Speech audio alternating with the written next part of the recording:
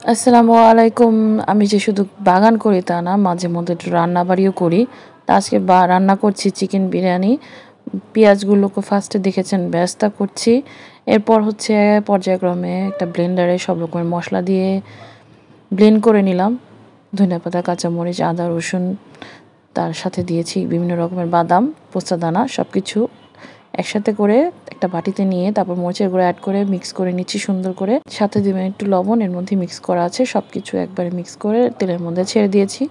ভালো ভালোকে ভাজা ভাজা হলে এর মধ্যে গরম মশলা দিয়ে দিচ্ছি। গরম মশলার পর পর্যায়ক্রমে এখানে আমরা মাংস দিয়ে দিব। এখানে মুরগির মাংস ইউজ করেছি, গরুর মাংস চাইলে ইউজ করতে পারেন। বিরিয়ানি রান্না একই, জাস্ট যে রকমের পছন্দ আপনারা সেটা নিয়ে নেবেন। তারপর দিয়েছি একটু টক দই দিয়ে ভালো করে কষিয়ে নিব। তারপরে পর্যায়ক্রমে দিব টমেটো কেচাপ। টমেটো কেচাপের জায়গায় আপনারা চাইলে এখানে টমেটোটা পেস্ট করে নিতে পারেন ব্লেন্ডার করে। আমি এখানে টমেটো কেচাপ দিয়ে দিচ্ছি, অল্প পরিমাণে দিয়েছি। তারপরে আবারও কষিয়ে নিব। আমি এখানে পানি অ্যাড করছি না। তারপরে আলু দিচ্ছি। বিরিয়ানিতে অবশ্যই আলু না হলে ভালোই লাগে না।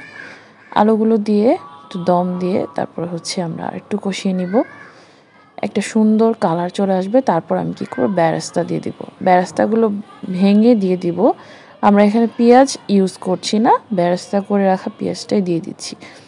এতে কিন্তু আপনাদের রান্নার টেস্টে কোনো পরিবর্তন আসবে না, বরঞ্চ আরও টেস্টি লাগবে। এরপর আরেকটু কষিয়ে পাশ দিয়ে আমরা হচ্ছে চাল রেডি করে নিব। বিরিয়ানির যে চাল কী কী দিয়েছি দেখেন, গরম মশলা, তেলের মধ্যে গরম মশলা ছেড়েছি, আদা, রসুন, লবণ, জাস্ট। এরপর এর মধ্যে চালটা একটু সুন্দর করে ভেজে নিতে হবে, যাতে ভেজে নিতে পারেন তাহলে আর ভাঙবে না। তারপর এর মধ্যে হচ্ছে রান্না করা কষিয়ে নেওয়া মাংসটা দিয়ে দিলাম। এরপর সুন্দর করে মিক্স করে এটাকে দমে দিয়ে দিতে হবে। অবশ্যই এর মধ্যে পানি অ্যাড করবেন প্রয়োজন মতো। কোনো রকম নাড়াচাড়া দেওয়া যাবে না, জাস্ট আটকিয়ে দিবেন। কিছুক্ষণ পর একটু চেক করে নিতে হবে যে এটা কি হয়েছে কি না। এভাবে চেক করে নেবেন।